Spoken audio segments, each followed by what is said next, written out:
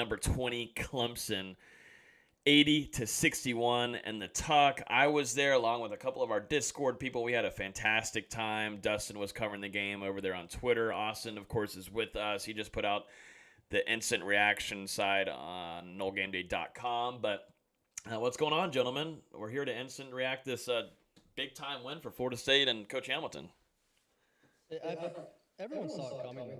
Like anyone that knows anything about basketball is like, oh yeah, Florida State's winning by double digits. Clemson may have been ranked 20, Florida State may be unranked, but everyone that can feel the momentum going into this game, they're like, oh yeah, Florida State's got this. I mean, let's be honest. Clemson's ranked number 20, but they lost that ranking a couple days ago after they got blown out by Virginia and then lost to Georgia Tech. So they honestly weren't really a ranked team coming into this game. If it had been Monday, they'd be unranked right now. But even still, nice to get that win for Florida State today, and especially in the dominating fashion that they did. I mean, really at no point in this game did you really feel like Clemson was threatening Florida State at all. Yeah, I literally just put it in my article. Florida State took the lead at the 16:56 mark in the first half and never gave it back up. They went on a 22-3 run or 16-3 run over the next 7 minutes. And after that, Clemson just never stood a chance. Florida State's defense was active all game, getting passing lanes, blocking shots. I mean, Clemson's three leading scorers had a combined 18 points on 19 shots. And when you're doing that, they're not going to win many games. Yeah, and to your point on the box score, time trailing for Florida State 57 seconds, time leading 37 minutes 24 seconds. So I mean, this one was pretty much in control from the onset, and probably about midway through the first half, it started getting into blowout territory, and then from then on, Florida State just never slowed down. I think they got it up to 38 at one point, doubled up Clemson shortly after the second half began. So I mean, in all fashions, this was just complete annihilation. And I mean, I know 80-61, like that sounds like a large margin, but this game was even more of a blowout than that. Yeah, Clemson went on an 11-0 run in the final 2 minutes and 13 seconds. But when you're going against no discredit at all to the green team and the class is Caucasians, but when they're playing scholarship players against Justin, Will, Travis, Quincy, and Nate, I mean, yeah, those are going to happen. Yeah. Mm-hmm. And really, this was another dominating effort for Balsa Koprivica. He had his first career double-double, 13 points, 10 rebounds. Also had a couple of blocks. And I mean, once again, on defense, he was tough inside, and he was also able to defend out on the perimeter. And on offense, I mean, man, anytime you get the ball to him around the rim, he just nine times out of 10 now, it feels like he's going to slam it down. I think Coach Jones told him, hey, every time you don't dunk the ball, when you can't, be running. Because I couldn't tell you the last time he did a normal layup. He's been dunking every single time he's run. Set he has is so rare for someone 7'1". How many times alone today did we needed him for a press break? No options came open. He ran up, caught the ball, took a few dribbles, and then finally gave it up. Or on that one play where he got the block, he took a couple dribbles, even had a quick crossover, advanced it up the floor. That's just something you do not see from someone 7'1", and it's gonna be so much fun watching him the rest of his career in Tallahassee. Yeah, let me just say, I hope these last couple months from January to March aren't the last times we see Balsa Koprivica and Garnett and goal, because he looks like he could be an absolute stud for Florida State if he does decide to return for another season. But speaking of another guy who was lights out today, Starter Calhoun, who, he's kind of been up and down off the bench trying to find his rhythm scoring wise. I think you said it last episode, going from that primary scorer, primary ball handler in JUCO to going to a guy who's getting less shots in FSU's offensive system. And today he just exploded. 4 out of 7 from the field, 4 out of 5 from deep, a career high 13 points in just 17 minutes. And I mean, he was on top of his game today. He just goes 1,000 miles per hour at all times. Whether it's on defense, whether it's on offense, he just knows how to go. And sometimes that's needed, especially in an offense like this where, every now and then they like to slow it down, get the ball moving around. Then you have a guy like this who has a very quick trigger that if you put your hand down, he's going to rise up and make it. And there were multiple times today where, yeah, the Clemson closed out quick, but he's just too good of a shooter to leave any kind of space. And even just outside of Calhoun, Florida State came into this game with 5 guys shooting better than 40% from 3, which is absurd. And Clemson's already bad at 3-point defense. It was a nightmare waiting to happen that we should have had in the first game, but we got in this game with Florida State going 43% from deep, 12 of 28, which compared to Clemson, they went 5 of 30 for 17%. And Florida State had 7 different guys connect on triples today. So Calhoun hit 4 of them, but it felt like everyone was contributing when they did get a chance. And, one of probably the most exciting moment of the game today was in the first half when Malik Osborne absolutely rejected a Clemson player at the rim. I mean, it was disgusting. And I think within 5 minutes, it was on Sports Center and pretty much everywhere. That's probably going to be, I would say it's going to be your top play of the night tonight. Austin, can you talk about Malik Osborne's resurgence over the past couple of games? Because there was some criticism for him struggling a little bit, flip-flopping between that 5 and 4 spot. But the last couple of games, it feels like he's really settled down and he's looking comfortable. Which, to be fair, some of the criticism was deserved. He was having some bad stretches in games, and those first few games, he was just plain not good. Florida State's figured out a way to get him more involved on both ends of the floor. Like we saw a couple times tonight, they gave him the ball in the post, even though he's playing the 4. And I think that's necessary for a guy like him who, yeah, he's capable of hitting a 3 and hit a very good one tonight. He ended up hitting 2, but he hit a really impressive one where he was still moving backwards, caught it, and made it. He's just growing more comfortable at the 4. And when he's still that good at the 5, him being able to have that positional versatility where you can slide wide up a position, you can even play Turk at the same time. It just opens up so much more. But his energy's always been there. I mean, we've talked about that from the beginning where his energy is just so infectious. And we saw it on the block. He goes up and blocks, I think it was Hunter Tyson. I'd have to go back and watch it again. Yeah, I think so too. And just absolutely spikes it. I mean, it was one of the most athletic things you'll ever see from a Division I college player. And the entire bench is losing their minds, as they rightfully should. It was a very impressive block. There was so much talk in the NBA Finals with Bam's block, or not the Finals, in the Eastern Conference Finals with Bam Adebayo's block on Tatum. Sorry, Dustin. Yeah.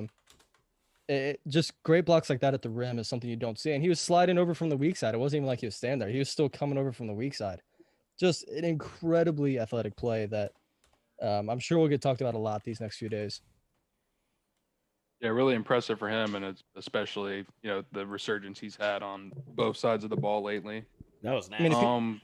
if he's playing Yeah. well, Florida State's incredibly tough to beat. Just because that's one more guy that's giving you great minutes every time he's out there. He was already giving the effort, but when he's giving you 8 points and 4 rebounds and a block like that, good luck.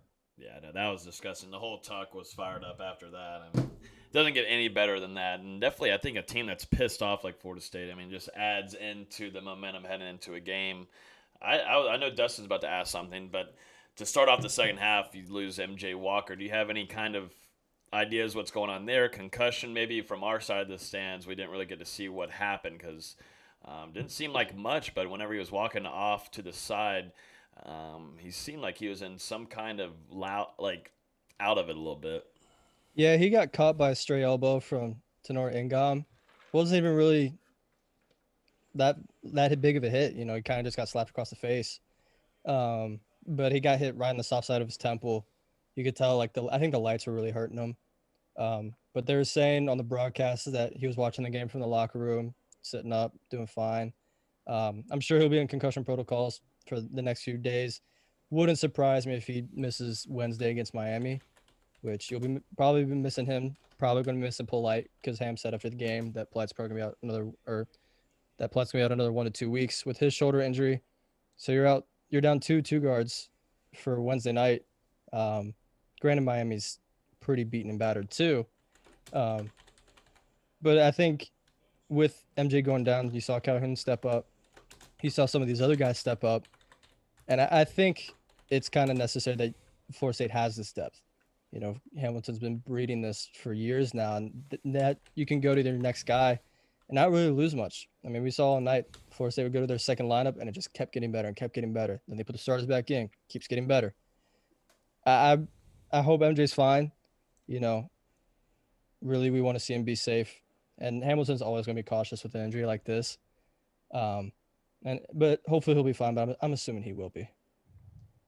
Yeah, and like you said about Florida State's depth, Raquan Gray picked up 2 quick fouls to start the game and sat out the rest of the first half. And Florida State, that was when they were able to start building that lead on Clemson. And then MJ Walker got hurt a little bit early on in that second half, and Florida State continued to dominate without him in the lineup. So, yeah, that's just a credit to that depth. Austin, if you had to make a guess, do you think that would mean Scotty Barnes would elevate back into the starting lineup, or do you think it would be someone like Sarter Calhoun? I don't know. It's going to be interesting to see what they do. I know Hamilton likes rotating his ball handlers and having 2 guys out there at all times. So I don't know if he'd go through. Because I consider Gray a ball handler just because he has that capability. We've seen it the last few games. I don't know if he'd go with 3 right off the bat. So maybe put Calhoun up there. Maybe even put Nate Jack up there. Just put him out there for 10 minutes to see what happens. But we'll see.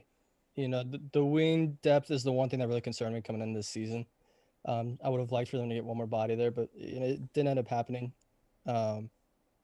We'll see what happens. We'll see what reports come out these next few days and what I can find out on my end. Maybe they start Barnes and just go the most 5 talented guys, because even though Scotty Barnes only played 23 minutes and had 7 points and 7 assists, felt like he had a lot more. He hit that really nice 3 where if he's continuing to pull up from 3 and hit it in transition, just off the catch, hand in his face or not, it's another thing that just makes Florida State that much more dangerous. Yeah, I totally agree. And I mean, today you saw it, just like the Louisville game. He's looking more and more comfortable from downtown each game. And I think they even mentioned that on the broadcast. That's really the part of his game that's going to open him up to being a surefire lottery pick and successful at the NBA level as well. That shooting from deep, and he's been on a tear since he came back from that ankle injury. Hopefully, he can just continue to get more and more consistent as we move forward. I thought you His said shooting stroke looks inconsistent. really good. I thought you said Yeah. inconsistent there. Did you say inconsistent, Dustin? No, I said consistent. More I and don't more know. consistent. Well, I don't know. I thought I heard inconsistent. How about you, Austin? But To be fair, I'm very rarely listen to Dustin. God And to be damn. fair, Logan, you're not in the position to judge what anyone's saying right now. Dang, golly, I had 2 beers. God forbid I have 2 beers. I will say I went by the ABC Liquor to grab stuff for the fight tonight for the Conor McGregor fight, and I did take a baby little shot of vodka. They were having samples, so I did take that. That might be what's dwindling me down from talking any kind of grammar, but that's all it is. Wait, real quick, who are we taking the fight tonight? We're taking McGregor? I have absolutely no idea or cares. What UFC fight is? Yeah. What I would fight probably is? go with McGregor Nice. just because of the name. Like I have no analysis or reasoning behind that pick. Sounds about right. I'm going McGregor too. It also adds on, fights are always better whenever you're a little intoxicated. So enjoy yourselves, drink responsibly. But I'll let y'all go back to y'all's basketball talk. Just had to ask real quick. I guess we should move into the Miami game heading up this Wednesday. Miami doesn't play again until tomorrow night against Notre Dame, which will be an absolute snooze fest. I do not want to watch, but I'm going to force myself to because I'll be getting off work right around then. Miami's really beaten up. The last few games they've gone without 5 scholarship guys. Chris Sykes has only played 2 games this season. Cameron McGusty's only played 6. Earl Timberlake, their star freshman's only played 7 games. They've just been really beaten down. I think Rodney Miller, their usual starting center, is out for the season with a knee injury. Just a really, really beaten down team. And they're just not good. They're not even good when Chris Sykes is out there. But when he's out, it's all on Isaiah Wan to score. And he's doing it, averaging 17.5 points per game. After that, no one that's played every game is averaging more than 8. It's a really beaten down team, as I'll say, forever and ever until that game's played Wednesday night. But it's another game in the tuck for Florida State to lengthen their ACC home win streak, which is now sits at 21, 5 away from tying the record. Yeah, and I mean, even though you bring up Miami's injuries this season, they have had a couple good wins. They beat Louisville, what was it, last week, 78-72. That to give Louisville their second loss of the season. They also defeated Purdue way back in the non-conference schedule. and I only remember that game because I had a bet on it, and they came back from like a crazy deficit and ended up winning, and it was pretty nuts. Yeah, they're So 6-7 overall, 2-6 in conference, but their 2 wins are against Louisville and NC State, who are no slouches by any Yeah. means. So they're absolutely capable of scoring and winning, but they're not capable of shooting, where they're just 26% from behind the arc. One of the worst in college basketball. 68.6% from the line. Yeah, it's not a good shooting team. I mean, even inside the arc, 43.4% overall from the floor, which is still bottom half in Division One basketball. Um, it's they just really struggle to score outside of Isaiah Wan. Isaiah Wan's a much more talented player than I expected he would be. Just like Champagne is with Pitt. You know, every now and then there's those guys that just come out from nowhere and really surprise people. And Wan's one of those players that should easily be in most improved conversations come the end of the season. But if you can stop him, and if Likes still doesn't play, he's been questionable these last few games, so he could play any game now. If Likes doesn't play and it's all on Juan, I don't think they have enough firepower to compete with a team like Florida State. Yeah, but you know, with MJ out and Anthony Polite out as well, that does give Miami, you know, more of a chance if Florida State was fully healthy going into this game. So Florida State's Even oh, if Likes sorry. does play, I mean, they'll just be able to bully him all game. You think Likes is Yeah. going to guard Scotty Barnes? Good luck. Hey, well, last year when Florida State played down at Miami, he had a He pretty gave good us game. buckets. Yeah, he gave us buckets. I won't lie. But I also think that they'll just be able to go after him on defense, and they'll probably have to sit in his zone. And if you sit in his zone against Florida State, they're just going to light you up from three. I mean, this team's shooting at least 48% from three over these last 4 games, if not a little bit more. And for the season, I think they're still at 39, 40%. It's a really good 3-point shooting team in Tallahassee, probably the best we've ever had. Yeah, I'll have to look at the box score, but I'm pretty sure the 42.9% from three today was Florida State's lowest 3-point percentage in their last 4 games since they got out of that COVID-19 break. I think it ties last game. I think they were 42.9 against Louisville as well. Obviously, NC State, they're at like 67%, and against Yeah. Carolina, they were above 50. I'm pretty sure Louisville was about the 42, 43 range as well. But even then, they're probably still sitting around 50% from three over their last 4 games, and that's unbelievably impressive. You're right. It was 42.9. I can remember numbers. I can't remember much else, but I can remember some numbers. What are y'all doing score predictions for this game? For the Miami game, I guess. So I'm not, because it'll be in my article, and I don't want people. Oh. I don't want to spoil it, and then nobody clicks. I need that's my right. You got to clicks. save the clicks. Got to save the clicks. That is true. Yeah. What do you Um, got, Dustin? If I had to make, I mean, I'm going to take Florida State in this one. I think on Thursday I said Florida State by double digits. I feel pretty comfortable that it's going to be a similar outcome. I don't know if Florida State wins by 19 like they did against Clemson, just because I want to see how some of the guards step up if MJ is out, and you know, with Polite continuing to be out. So I'll take Florida State. You know, like 15, 16 points.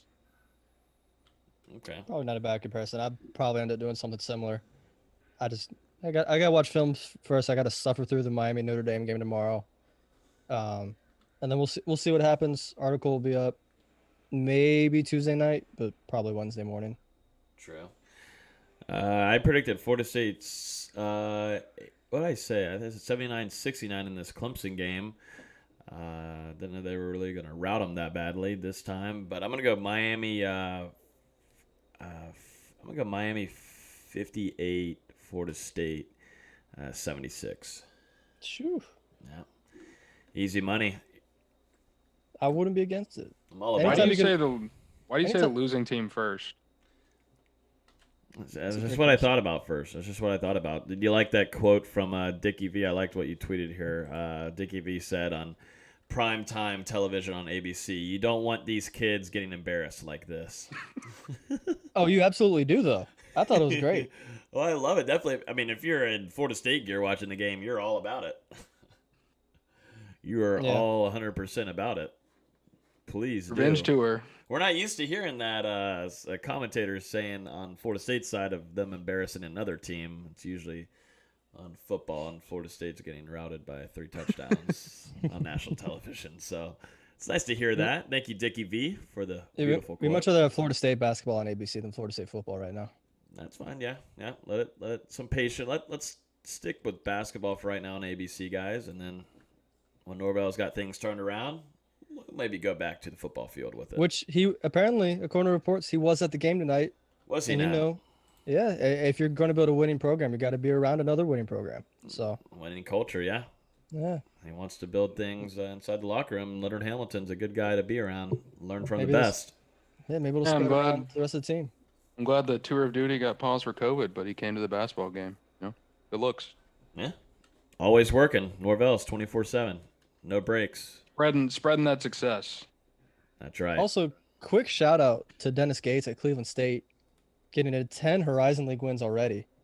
Damn. Okay. When And they're considering the last winning few- right now. Yeah, and if they win today, they'll match their season total for the last 2 seasons, and they're in their 15th game. Okay, then. Let's go. Shout out Coach Gates. Future Florida State head coach? We'll see. Never know. They're up 68-64 with 48 seconds left. And Milwaukee's not a bad team. Milwaukee's usually a pretty good team in that league.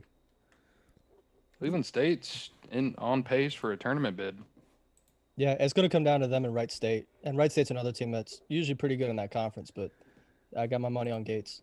Real quick, there was a lot of people talking on the timeline I saw while I was at the game. Is Florida State a top 10 team?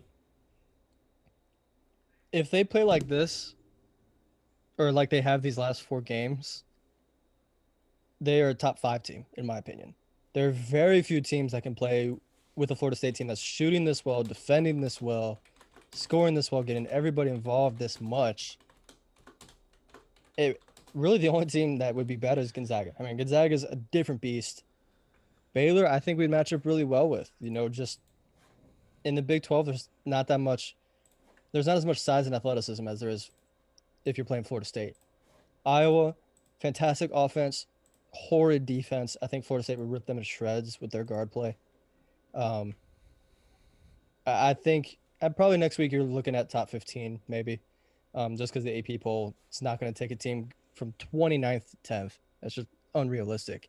Yeah. But I mean, if they continue to play like this, there's no reason they can't have the same kind of season they did last year, in my opinion. I'm all about it. That'd be crazy. I mean, it's going to happen. I mean, Florida State's going to go from unranked to definitely in the top 20, most likely top 15. They should be. I mean, because you had Virginia Tech lose at 17 or 16. Minnesota lost at 17. There's been a lot of teams in that range that fell. I mean, they very could well be top 15. And AP voters are looking at, wow, they beat NC State by 30. Oh, wow, they beat Carolina by 10. Oh, wow, they beat Louisville by 13. They beat Clemson, a top-ranked team, by 20, basically. I mean, they've had a 10-point lead in every single ACC game they played, including that Clemson loss. I think Florida State could have beat Clemson easily by 30. If they wanted to. Oh, easily. I mean, that would have been haven't easy. we It haven't could have gotten to talked about- 40. It could have gotten to 40. We haven't even talked about the free throw disparity Yeah. in tonight's game as well, which, just like the first game, it was so one-sided in fouls and free throws.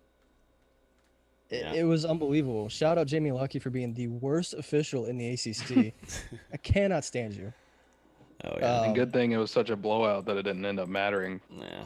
I tweeted this right after the game. Clemson has played 13 games and attempted 185 total free throws all season, about 14 a game. 59 of those attempts, which is about 32%, have been against Florida State.